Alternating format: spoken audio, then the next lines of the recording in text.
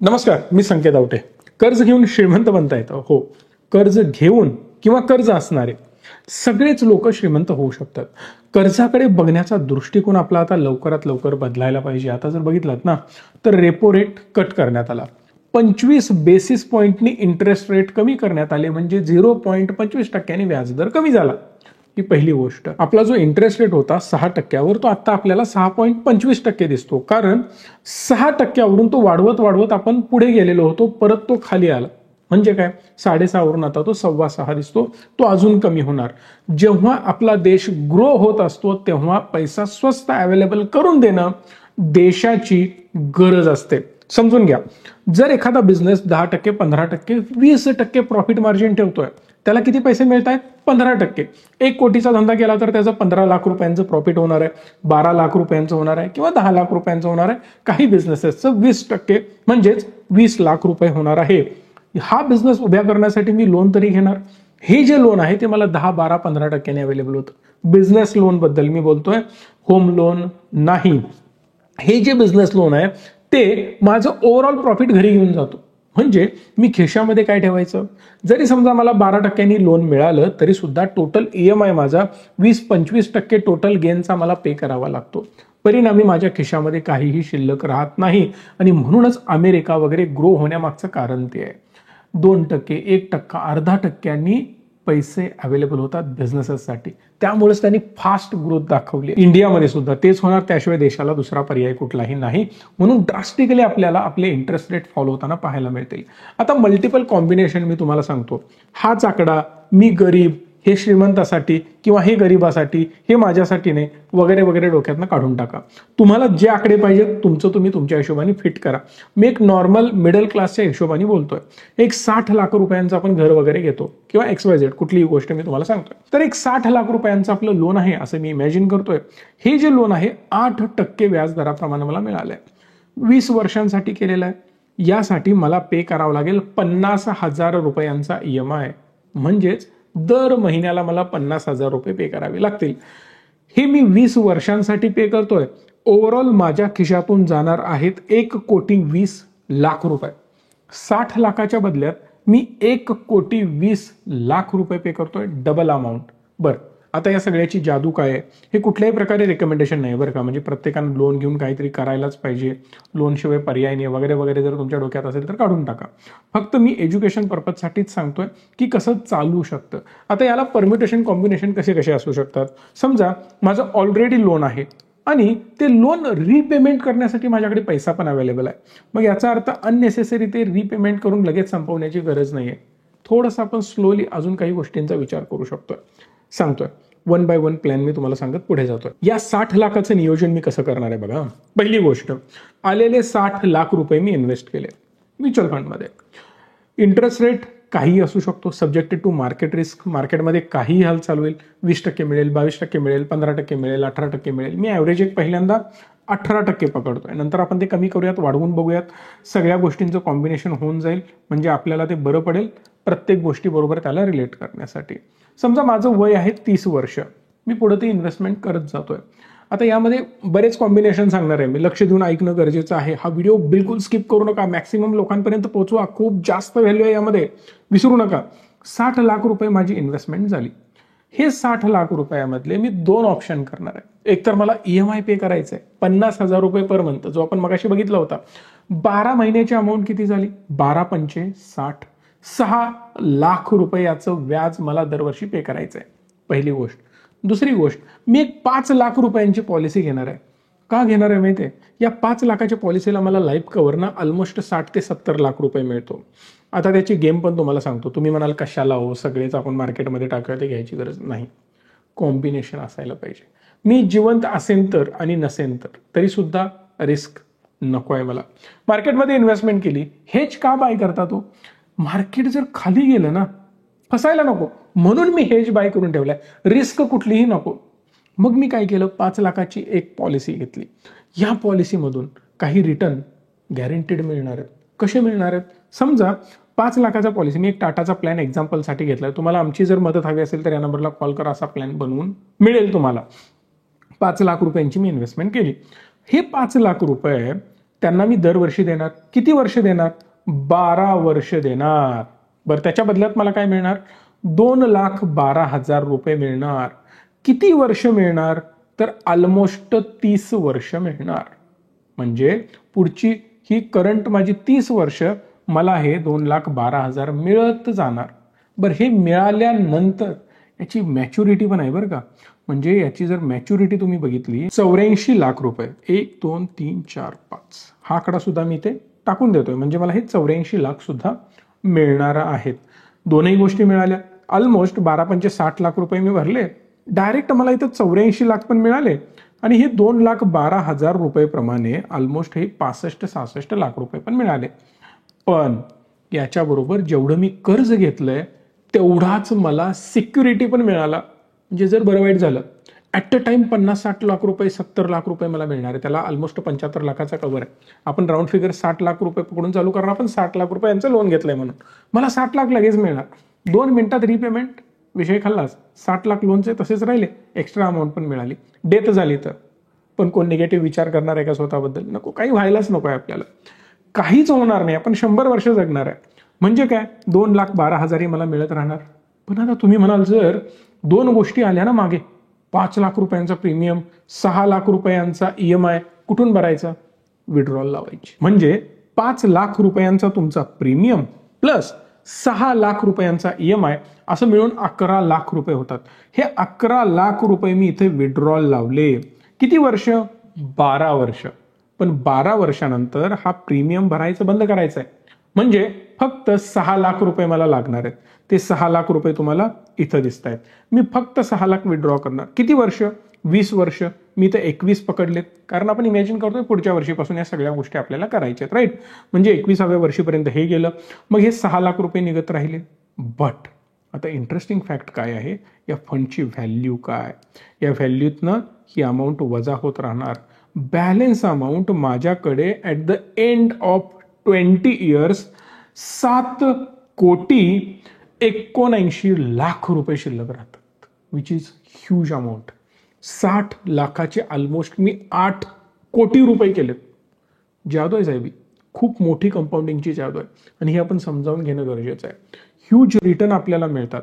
बरं, आता याला अजून थोडंसं पुढे गेलो ना, आपलं वय 60, म्हणजे 30व्या वर्षापासून माझं पुढे काय होणार? तर या गोष्टीला बघण्यासाठी ही अमाऊंट मी वर फक्त शिफ्ट करतो आणि ओव्हरऑल 50 कोटी रुपये मला 60व्या वर्षी मिळू शकतात. लगेच कमेंट करणार तुम्ही, मला माहित आहे, थांबा, रिटायरमेंटला घेऊन काय करू, मरताना पैसे घेऊन मी काय करू, अशा सगळ्या कमेंट येतात. पण बघा, प्लॅन हा प्लॅन असतो. काही गोष्टी लक्षात घेणं गरजेचे आहे. ज्या लोकांना चांगली सॅलरी आहे, मी लाख रुपये सॅलरी घेतोय, गरज नाही आहे ना मला सतत पैसे काढण्याची, कारण माझा इन्कमच चांगला आहे. बरं, याचा अर्थ पैशाचा उपभोग घ्यायचा नाही का? तर 100% ही थॉट प्रोसेस चुकीची आहे. साठवून मागे सगळं देऊन जायचं आणि मी काहीच एन्जॉय केलं नाही, नको आहे ना. मग काय उपयोग झाला त्याचा? एक तर तुम्ही दानधर्म केला नाही किंवा स्वतः पण उपभोग घेतला नाही, मग ते पैसे सगळेच मी सोडून जातोय, हे चुकीचं आहे. जसं टाटासाहेबांनी बऱ्या प्रमाणात पैशाचा दानधर्म केला, तसंच आता तुम्ही अंबानी साहेब घ्या, ते बऱ्या प्रमाणात उपभोग घेत आहेत पैशाचा. मग तुम्ही काय करायचंय तुमचं तुम्ही ठरवायचंय. सो टाटा साहेबांनी जरी दान केलं असेल तरी त्यांनी त्यांची लाईफस्टाईल सुद्धा चांगलीच ठेवली. ते काही चालत रिक्षातनं कधी फिरत नव्हते. त्यांच्याकडे सुद्धा लॅम्बॉर्गिनी आहेत, त्यांच्या जगवारच्या कार्स आहेत, लँड रोवरच्या कार्स आहेत, ते युटिलाइज करतात. एक डिसेंट जुहूमध्ये खूप मोठा बंगला आहे त्यांचा, तेवढे नोकर चाकर आहेत त्यांची सेवा करण्यासाठी. त्यांनी यूज पण केला पैशाचा आणि दुसरी महत्वाची गोष्ट डोनेट पण केलं. सो आपण तेही करू शकतो. सो इथं परत coming back to the point, तुम्ही काही लोकांना आता वेगवेगळे ऑब्जेक्शन असणार. 18% कोणाला मिळतात, मग साहेब इंडेक्स आपला 15%नी ग्रो होतो, मी याला 15% करतो, तरी सुद्धा याची व्हॅल्यू इथे 3.25 कोटी 3.5 कोटी होते, इथे आला तर 17 कोटी होते. At the age of retirement मी याला फक्त येलो मार्क करतो, बिकॉज येलो करण्यापेक्षा ग्रीन करतो, सुंदर आहे, कारण आपण रिटायर्ड होतोय, आनंदाची गोष्ट आहे. 17 कोटी रुपये घेऊन मी रिटायर्ड होतोय, 15% जरी पकडलं तरी. चला, तुम्ही म्हणाल अजून कन्झर्वेटिव्ह, पुश करो और नीचे, चलो 12% पकडू, 5 कोटी शिल्लक राहत आहेत. साहेब होतं काय आपल्याकडे? काहीच नाही. 60 लाख रुपये लोन, ते पण दुसऱ्याचे पैसे, त्याच्यावर मी 5 कोटी केले. याला ही जादू आहे, ही ब्युटी आहे. पण बरेच लोक लिजिटिमेट 17-18% ॲव्हरेज गेन प्रत्येकाचं आहे तुमच्यापैकी ज्यांनी इन्व्हेस्टमेंट केली ना. एकदा प्लीज जाऊन बघा. ॲग्रेसिव्ह इन्व्हेस्टमेंट असेल इक्विटीमध्ये तर एवढे रिटर्न लिजिटिमेट तुम्हाला दिसतात आणि हे दिसतातच. सो याची गॅरंटी मी देत नाही बरं का. तुमचं तुम्ही इन्व्हेस्ट करताय मार्केटमध्ये किंवा म्युच्युअल फंडमध्ये, एक ॲव्हरेज मी तुम्हाला सिनेरिओ सांगतोय. दुसरी महत्त्वाची गोष्ट, आपला इंडेक्सच बघितला तर तो 15-16% रिटर्न तुम्हाला देतोय इन अन ॲव्हरेज, मागची हिस्ट्री जर बघितली तर. त्यामुळे जरी आपण इथं 16 जरी केलं तरी काही मेजर फरक पडणार नाही. आपण 16 कॅल्क्युलेट करूयात. मी तुम्हाला सजेस्ट काय करेन, पैशाची गरज आहे. किती गरज आहे? आता इथं 6 लाख लिहिले. मी म्हणेन तुम्हाला मध्ये गरज आहे का पैशाची? 10 लाख रुपये. मग मी इथं 16 लाख रुपये काढले. का तिकडे पण भरायचे आहेत, मला 6 लाख पाहिजे, घेऊन टाका, एन्जॉय करा. आणि थोडंसं पुढे आलो, इथं मला एक 4 लाखाची गरज आहे. मी इथं 10 लाख रुपयांची विड्रॉल केली, काही प्रॉब्लेम नाही. परत मी 2-3 वर्ष पुढे आलो, इथं मला गरज आहे लेट्स अज्युम की 5 लाखाची. मी इथं 5 लाख रुपये विड्रॉ केले. रिटायरमेंटला अजून मला एखादी काहीतरी गोष्ट करायची आहे, 50 लाख पाहिजे. 1, 2, 3, 4, 5, 50 लाख रुपये काढले, काही प्रॉब्लेम नाही. 60ला आलोय, मोठी टूर करायची आहे, वर्ल्ड टूर करायची आहे, किंवा एखादी लॅम्बोर्गिनीज विकत घ्यायची. चलो 2 कोटी रुपये पाहिजेत. 1, 2, 3, 4, 5, 6, 7, 2 कोटी रुपये आले. म्हणजे काय, सांगण्याचा मुद्दा एवढाच आहे की मोठे खर्च पण आपण यातनं करू शकतो. फक्त काय आहे की पहिले 12-13 वर्ष आपल्याला मेहनत करावी लागेल. किंवा राऊंड फिगर धरून चाललं की मी नेहमी माझ्या इन्व्हेस्टरना सांगतोय की साहेब एक काम करायचं आपल्याला, 15 वर्ष मेहनत करायची. 15 वर्षानंतर तुम्ही ऍक्च्युली आयुष्यभर बसून खाऊ शकता. फक्त 15 वर्ष. आणि मेहनत म्हणजे काय गाढव काम करायची गरज नाहीये, काय रात्र दिवस काम करायची गरज नाहीये. आहे त्या कामामधून सुद्धा योग्य प्लॅनिंग करून, प्रॉपर इन्व्हेस्टमेंट करून आपण खूप चांगले गेन करू शकतो. माझ्याकडे बरेच लोक येतात, बऱ्याच लोकांशी मी रेग्युलरली इंटरॅक्ट करत असतो, पण तिथं मला मेजर प्रॉब्लेम काय दिसतो, गोलचा, फायनान्शियल प्लॅनिंगचा, लॅक ऑफ फायनान्शियल प्लॅनिंग आणि अवेअरनेस, जो रीच मी तुमच्यासाठी घेऊन आलाय किंवा मी वारंवार तुम्हाला या सगळ्या गोष्टी सांगत असतो. एक साधा प्रश्न मी तुम्हाला आता विचारतो, जर तुम्ही कर्ज काढलं 8% आणि तेच कर्ज काढलेले पैसे इन्व्हेस्ट केले, FD केली 8%, कर्ज किती टक्क्याचं आहे? 8%. इन्व्हेस्टमेंट किती टक्क्यांनी केली? 8% केली. सांगा काय होणार 20 वर्षानंतर? तुम्ही म्हणाल काय मूर्खपणा आहे. पहिली कॅटेगरीची लोक म्हणतील वाढणार पण नाही, कमी पण होणार नाही. दुसरे लोक म्हणतील ते कमी होणार ना, कारण थोडेफार इकडे तिकडे चार्जेस तुम्ही एक्स्ट्रा पे करता. कर्ज दिलं म्हणजे काय तेवढंच 8% पैसे मिळाले आणि तेवढंच असतं असं नाही. त्याला काही ते चार्जेस लावतात, ते चार्जेस तुमच्याकडनं ते वसूल करतात. स्टॅम्प या त्या गोष्टी, इन्शुरन्स वगैरे घ्यायला लावतात, छोट्या मोठ्या अमाऊंटचा ते पैसे थोडेसे जातात. त्यामुळे ओव्हरऑल तुम्ही बऱ्या प्रमाणात लॉसमध्येच असणार आहात. पण याचं उत्तर तुम्ही मला कमेंट बॉक्समध्ये सांगायचं आहे. किंवा उदाहरणार्थ सांगतो, 1 कोटी रुपयांचं कर्ज आहे, 8% घेतलं, इकडे सुद्धा मी 8% 1 कोटी इन्व्हेस्ट केले, काय होऊ शकतं मला कमेंट बॉक्समध्ये सांगा. आणि याच्याबद्दल एक डिटेल व्हिडिओ मी बनवणार आहे इफ यू वॉन्ट. जर तुम्ही 5,000 कमेंट या व्हिडिओला दिल्या आणि 10,000 लाईक जर दिले, मॅक्सिमम लोकांपर्यंत हा व्हिडिओ पोहोचवण्याचा प्रयत्न जर केला, तर याचा मी पार्ट 2 बनवेन, ज्यामध्ये सांगेन की कशा प्रकारे तुम्ही सेम अमाऊंटनी इन्व्हेस्टमेंट करून सुद्धा तुमची वेल्थ खूप मोठी करू शकताय. आणि हे मार्केटमध्ये कोणीही सांगत नाही, मी चॅलेंज देतोय तुम्हाला. हे फक्त आणि फक्त अशा कन्सेप्ट रीच मी तुमच्यापर्यंत पोहोचवत असतो. आणि सगळ्यात आधी फायनान्शियल प्लॅनिंग देणारा रीच मी हा प्लॅटफॉर्म आहे. गेले 4 वर्ष झालं, गेले 4 वर्ष आपण हे करतोय. बाकी कोणी मार्केटमध्ये एवढ्या डीपली जाऊन तुम्हाला अशा सर्व्हिसेस देत नाही. आणि जे देतात ते खूप मोठी अमाऊंट चार्ज करतात, पेड आहे. रीच मी फ्री करतं, नंबर आहे. So coming back to the point, 20 कोटी रुपये माझे इथं शिल्लक राहील. काही लोक काय म्हणतील की सर एक काम करूया, माझा रेग्युलर खर्च आहे, तो रेग्युलर खर्च यातनं काढायला चालू करूया. म्हणजे काय की समजा मी 10-15 वर्ष मेहनत केली, आपण इकडे पकडून चालू, इथं आली 15 वर्ष. आपण महिन्याला सर मला 1 लाख रुपये पाहिजेत, तेवढी व्यवस्था करा. करू शकतो. म्हणजे महिन्याला 1 लाख तर वर्षाचे 12 लाख रुपये. तर इथं मी 12 लाख रुपये काढायला सुरुवात करणार. 12 आणि 6 18 लाख रुपये मी पहिल्यांदा इथं विड्रॉ करेन, जोपर्यंत माझा EMI सुरू आहे तोपर्यंत. आणि इथून पुढे 18 न करता याला मी फक्त 12 करेन, कारण EMI संपून जाईल.